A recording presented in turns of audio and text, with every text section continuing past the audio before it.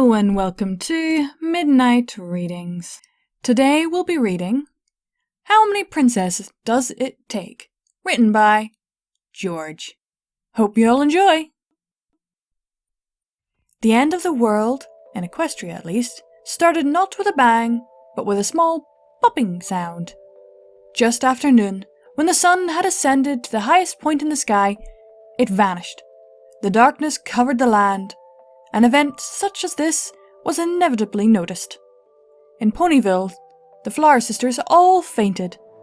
Barnyard, bargains, put out their disaster discount 20% off sale signs. Blighter the lamplighter began to make his rounds, turning on all the street lamps. And once they had checked the train schedule and realised the next train was not due for some time, the elements of harmony galloped to Canterlot. Several hours later, 6 sweaty mares, travelling at a somewhat slower gallop, reached Canterlot Castle, and the lone royal guard standing casually outside one of the towers. "Thank stars!" gasped Twilight Sparkle. "We're still in time! What happened?" The guard nodded. "Greetings, Princess Twilight Sparkle. Princess Celestia and Princess Luna are... imprisoned?" gasped Twilight. "Captured? Struck down? Magically incapacitated?" "In the attic storage room," continued the guard. "More stairs?" wailed Rarity, looking up at the towering tower. "But we just got up here! How... now we have to climb more?" The guard pointed to a sign on the door. "Royal Metaphorological Storage Room. Alicorns only." "Oh," said Rarity. About 1,000,000 steps later, Princess Twilight Sparkle came to the top of the staircase, having passed several doors with odd nameplates inscribed in golden letters reading Royal Titles H to L and Moonshine Aging. She paused to catch her breath, which was probably still about 5 flights of stairs behind her, and looked at the open doorway to a closet. It was really all she could see, because there were 2 alicorn rumps sticking out of the open door, and a mixed horn light, which filtered back into the small attic room where Twilight was panting. "Here we are! Oh, it's another box of your stars, Luna. I don't see why you need so many spares." "They're critical, Selly," Luna sniffed, and there was a rustling sound of boxes being moved around. "So many of them go out each night. I swear I spend half my time plugging in replacements." "And the other half plugging in new ones. If you keep it up, eventually the whole night sky will be one bright light." "I'm just making up for the ones you let go out while I was indisposed. Proper maintenance keeps things like this from happening. It's your responsibility to have a regular replacement schedule. Your carelessness probably is going to get your student all upset too." Princesses?" Twilight craned her head from right to left, trying to see around the royal dodges to what was inside the apparently small room. But all she could see was the ends of the princesses she had not really looked at before, and was trying not to look at now. "What are you doing?" "Oh, Twilight!" Celestia shuffled her hooves and coughed once. "Sorry, dust. It's nothing serious. You can go home. We'll have this all worked out in..." "Selly let her bulb burn out." "Bulb?" Twilight redoubled her attempts to see past the 1 alicorn-wide door with 2 alicorns in it. "What bulb?" "It'll only take a minute for me to find a replacement," said Celestia. "You said that about 2 hours ago when you went tearing out of court," said Luna. "The royals were starting to get restless. Seriously, this place is such a mess for some pony who only has to worry about 1 bulb." "Well, if there weren't so many stars in here, I would have found it by now," said Celestia, in what sounded like a bit of a huff. "Aha! Here we go! Find one!" "Nay, Selly. That is one of ours. See the wattage rating? Oh, 12 gigawatts. Darn! You need a petawatt bulb, or ponies complain about the day being too dim. I thought you were supposed to tidy up in here while I was gone." "I was busy, okay? Here, let's get some of these out of the way." Several cardboard boxes floated over the 2 alicorns and landed in the small attic room Twilight was standing in. She looked down at them and looked up again. "Red dwarf? Blue-white giants? They're light bulbs. Are you trying to tell me the stars are just..." "Not just light bulbs, Twilight," said Luna. Lights of the highest quality. Twilight took a good long look at the faded cardboard boxes, bearing stickers reading, "Buy 2, get 1 free," as well as "After Heartswarming Sale," and "May contain lead," in small print. There were even several lines of neigh ponies and French, as well as an expiration date several centuries ago, visible under the dust. Really? It was the only word Twilight could think of at the moment. It was only wise to stock up while there was a sale, said Luna, floating several more boxes out of the small closet, and then several more, all of which Twilight read as she stacked them to one side. Star Bright, Power Twinkle, Constellation Quality, Genuine Nebula Effects. There it is! Cried Celestia, swishing her tail in excitement. Help me with this, Luna. There were more rummaging sounds coming from inside the small closet. Then Celestia backed up into the attic with an enormous light bulb the size of a pony's head hovering in her magical field. You only have 2 more in the box, said Luna from inside the closet. Should we not buy some spares? Celestia shook her head. They're good for a few thousand years, Luna. We should be fine for now. This is the sun? Said Twilight, looking at the enormous light bulb. You must be joking. Tell me you're joking. It's not the whole sun, said Celestia somewhat defenselessly. There's the plug, and a very long cord, of course. Don't dally, sister, called Luna over her shoulder, as the sounds of more rummaging came from the room. Go replace it before every pony in Equestria panics and thinks I've got Nightmare Moon again. Very well. Celestia opened the nearby window with her magic and bent down to whisper into Twilight's ear. If you're not too busy, and as long as you're here, could you help Luna tidy up a little? After all, someday you may have to do this. Celestia flew out the window and up into the darkness, with Luna calling out after her. Don't forget to dust before you plug the new one in. She sighed and looked back at Twilight while shaking her head. She can be so messy at times, but I love her all the same. As Luna, or at least the front half of her, vanished back into the closet, Twilight just sat on her rump and blinked. So, she started very slowly, the sun is a light bulb. Well, of course, declared Luna. What did you think it was? A giant planet-sized ball of gas and fusion? Well...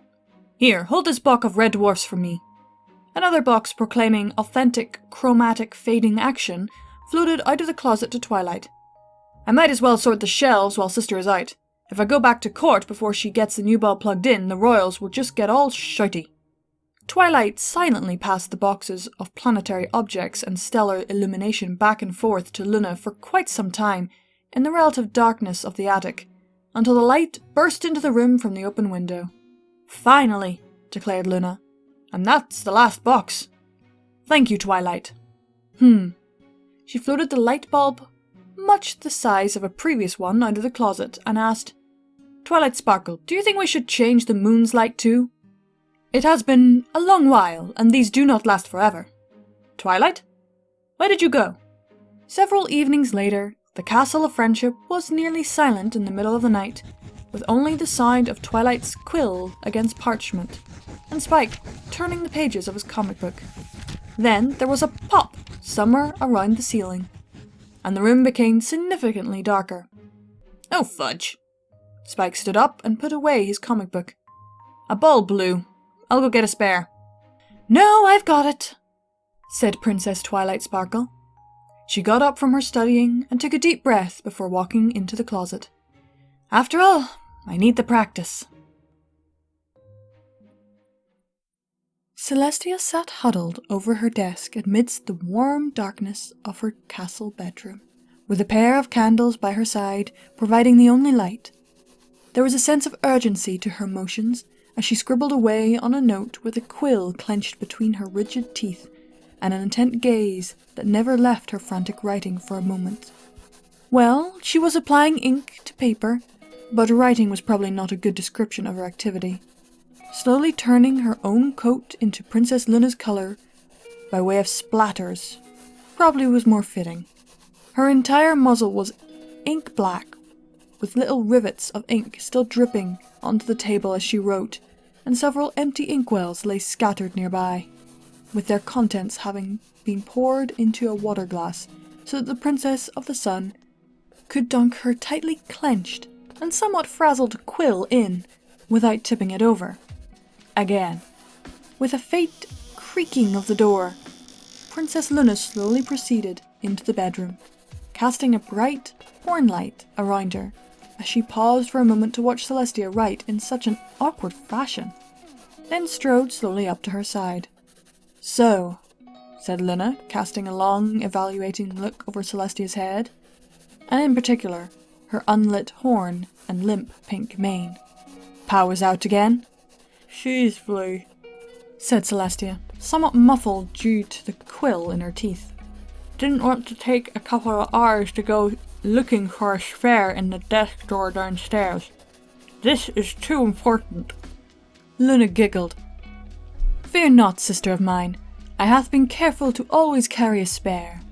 With a glow of indigo magic, Luna removed a small metal object from her mane and floated it over to the base of Celestia's horn.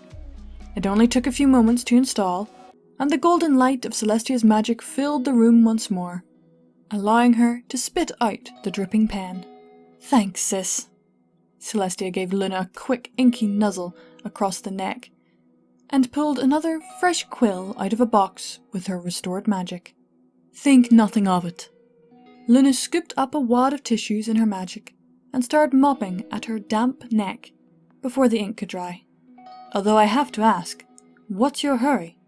I just remembered I never told Twilight about Alicorn fuses and wanted to get a letter to her before—" A coil of dragonfire smoke curled up in front of Celestia's horn and resolved into a wadded up mess of sodden parchment, dripping with ink and embossed with a great number of exclamation marks.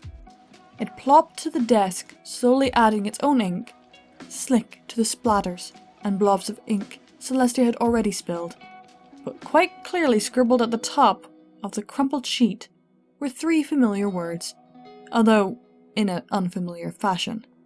"Dia Princess Wanataja." There was a long moment as both Alicorns stared at the dripping piece of parchment, then a brief, frustrated sigh as Princess Celestia turned to her sister. "Luna, do you think you could—" "I'll leave you to your task," said Luna, sweeping gracefully out of the room. "Good luck!" "I'm glad we're celebrating Princess Luna's return to the throne with the new silver bit," said Princess Twilight Sparkle, trotting alongside her mentor. "I just don't really understand why it took so long. And why are we going into the palace instead of the Royal Mint?"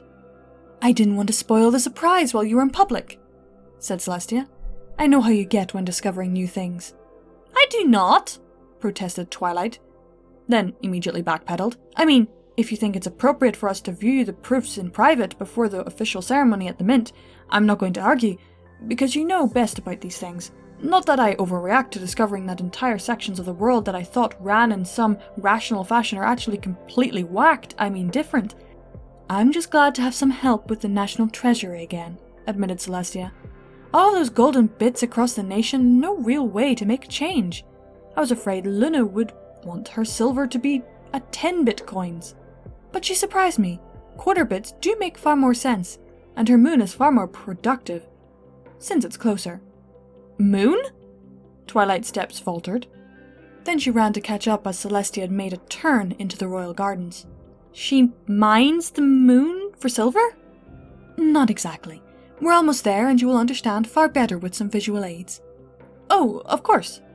Twilight smiled at the thought of pie charts and bar graphs with explanations written in large letters. Nothing was more relaxing than a long presentation on fiscal policy, and she fairly danced on her hooves as Celestia made several more turns through the garden, headed to a section Twilight had never seen before. As they came out from an opening in the path to see rows and rows of trees organized into a neat orchard, she realized exactly why. "It took quite a bit of cross-breeding and Alicorn magic," continued Celestia as she walked, with Twilight stumbling along behind, out of pure entraia. "The original seeds from before Luna's banishment were no longer any good, so we had to cross-pollinate my trees with several wild varieties until we came up with a suitable cultivar. I had originally thought about doing much the same when you became an Alicorn princess, But you were in Ponyville, and I really couldn't think of what a friendship coin would be valued at, so I put it off until later. Celestia nodded at where Princess Luna was using a brush to gently dust the glittering silver blossoms of one of the smaller trees, most likely performing a pollination task that Twilight could not get her mind wrapped around. In any event, we finally used some of Princess Cadence's rootstock from the Crystal Empire to get the quantity up, and they've been producing long enough for us to introduce them into the economy.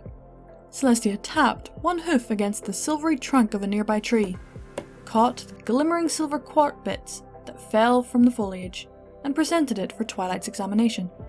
The mint will have to polish off the stem marks and weigh them to ensure uniformity, but I have to admit, they're just as perfect as the bits Equestria has been using for 1,000 years. Managed Twilight Sparkle as her eyes darted from the silvery orchard they were standing next to, over the towering golden trees nearby, and back again, over and over and over.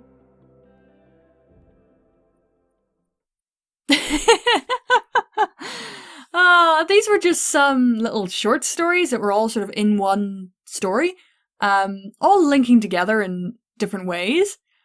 I have to admit, I find them quite funny. The idea that the light bulbs are the sun and the stars and things, I can so weirdly see that being possible. And Twilight's reaction is just like, what? Everything I knew is a lie.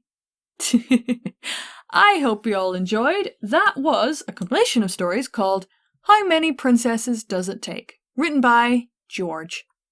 Hope you all enjoy, and keep watching that moon. And a howling thank you to my Patreons.